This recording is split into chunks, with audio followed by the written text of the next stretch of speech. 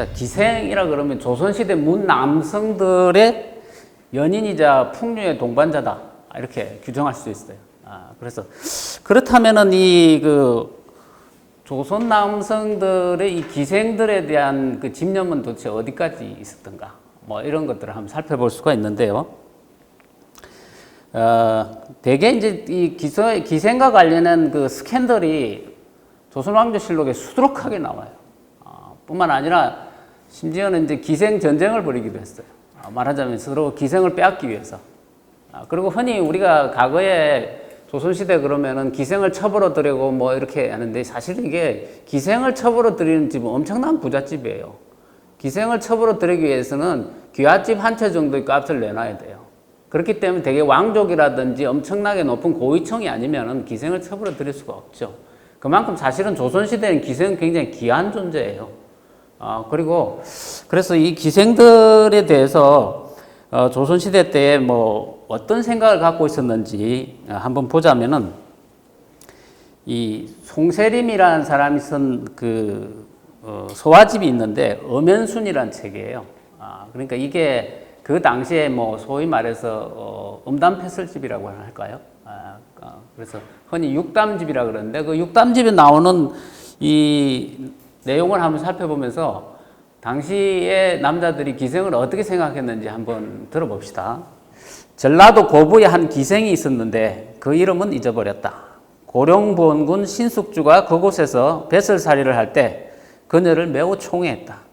기생과 깊은 정이던 신숙주는 뱃설살이를 마치고 그녀를 데리고 서울로 갔는데 4년 동안 서울에서 함께 지냈다.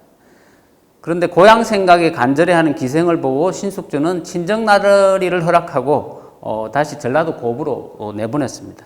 그로부터 얼마 뒤에 어느 근세가의 서자인 한생이라는 인물이 있었는데 이 곡물로 징수한 포라든지 뭐 발이라든지 이런 걸 많이 싸가지고 많은 재산을 가지고 고부마을을 지나다가 그 기생의 집에 투숙하게 됐습니다. 기생의 미모에 매혹된 한생은 여러 날을 묵으면서 떠날 줄을 몰랐다. 기생 또한 한생의 맑고 빼어난 외모와 풍채를 연모했고 풍족한 재물에 사로잡혔다. 그렇게 둘은 사랑을 약속하며 죽도록 서로를 떠나지 않을 것을 맹세했다. 몇 달이 지나자 한생의 재물은 바닥나고 말았다. 한생이 기생에게 말했다. 그동안 많은 손님에게 총애를 받았겠지만 너 나름대로 구별이 있을 것이다. 내가 그들의 등급을 매기면 내가 붓으로 적어보겠다. 그래서 지금까지 상대한 남자들의 등급을 한번 매겨달라. 결국은 알고 싶은 게 뭡니까?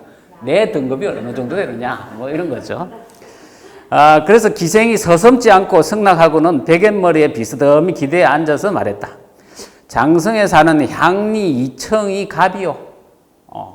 향리라면은 소위 말해서 지방에 이제 향청에 근무하는 그런 아전이에요. 강주에 사는 군인 임만손이 어리요. 두 번째라 이거죠.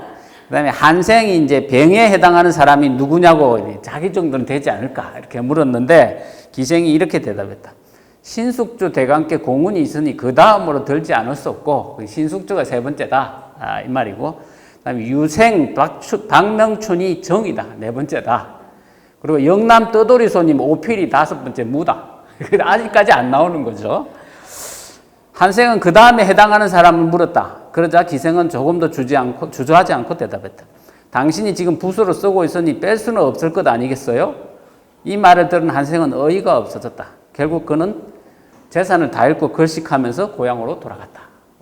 자기는 적어도 두세 번째는 쳐줄 줄 알았는데 아니었다 이 말이죠. 근데 이 기생이 보니까는 계급이나 신분이나 이런 거 전혀 가리지 않고 가벌병정을 따졌다 이 말이죠.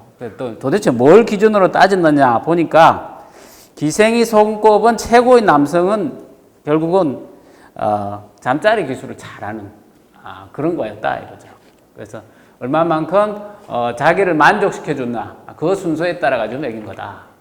이게 이제 조선시대 때 일반적으로 사람들이 가지고 있던 기생에 대한 얘기입니다. 뭐 근본적으로 웃자고 하는 얘기인데 이 내용은 그렇지만 은근히 그 시대상을 반영하고 있죠.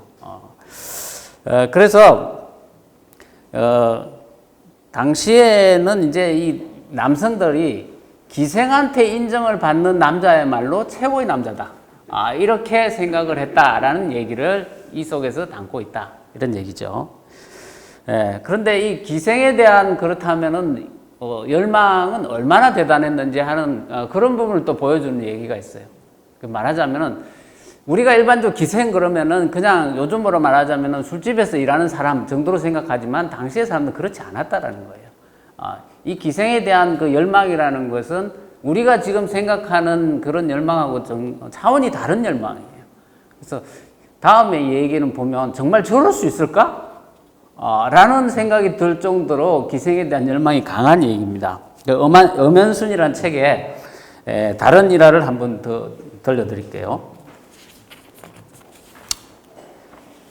자, 서울 출신의 어느 양반가 자제가 영남으로 놀러 갔다가 한 기녀를 매우 사랑하게 되었다. 집으로 돌아가야 할 시간이 되자 선비는 짐짓 슬픈 표정으로 말했다. 내 몸에 지닌 물건을 잘라서 주면 그것을 나는 정표로 삼을 것이다. 이렇게 했어요. 그러니까 기녀가 머리카락을 잘라서 주니까 그가 받지 않으면서 말했다. 아니다. 이 물건은 적절하지가 않다. 머리카락 따위는 안 받겠다 이거죠. 예. 그래서 기녀가 심지어는 이제 음모를 잘라줬어요. 그랬더니 이번에도 안 받겠다. 이런 거예요. 이것은 모두 외적인 것에 불과하니 적절하지 않다. 오직 너만이 줄 수 있는 특별한 것을 정표로 삼고 싶다. 이렇게 했어요. 이에 기녀가 쪼그리고 앉아 변을 본 뒤 그것을 주자 선비는 몇 겹으로 싸고 또 싸서 가죽 뒤로 소중하게 두르고는 눈물을 흘리며 떠났다. 결국 기생의 똥을 받았다 이 말입니다. 그러니까 왜냐하면 너만이 줄 수 있는 거고 속에서 나온 거라니까 똥을 준 거죠. 그런데 여기서 끝이 아니에요. 이게 받은 걸로 그 열전이 끝나지 않습니다. 선비는 기녀의 변이 들어있는 뭉치를 하인에게 맡기고 국을 끓일 때 조금씩 잘라서 넣도록 했다. 하인은 주인의 명에 따라 기녀의 변을 조금씩 타서 국을 끓였고 선비는 국을 먹을 때마다 남쪽을 바라보며 눈물을 지었다. 어느덧 서울 가까이 이르러 한강을 건너게 되자 선비는 뒤따르는 하인에게 물었다. 국에 타먹던 것이 얼마나 남았는고? 이에 하인이 대답했다. 마침 다 떨어져서 어제 저녁부터는 소인의 변을 넣고 있습니다. 변이 다 떨어져서 자기 변을 넣었다 이 말이죠. 예. 그 말에 앉아있던 선비는 그 말을 듣고 얼굴을 찡그리며 토악질을 멈추지 않았다.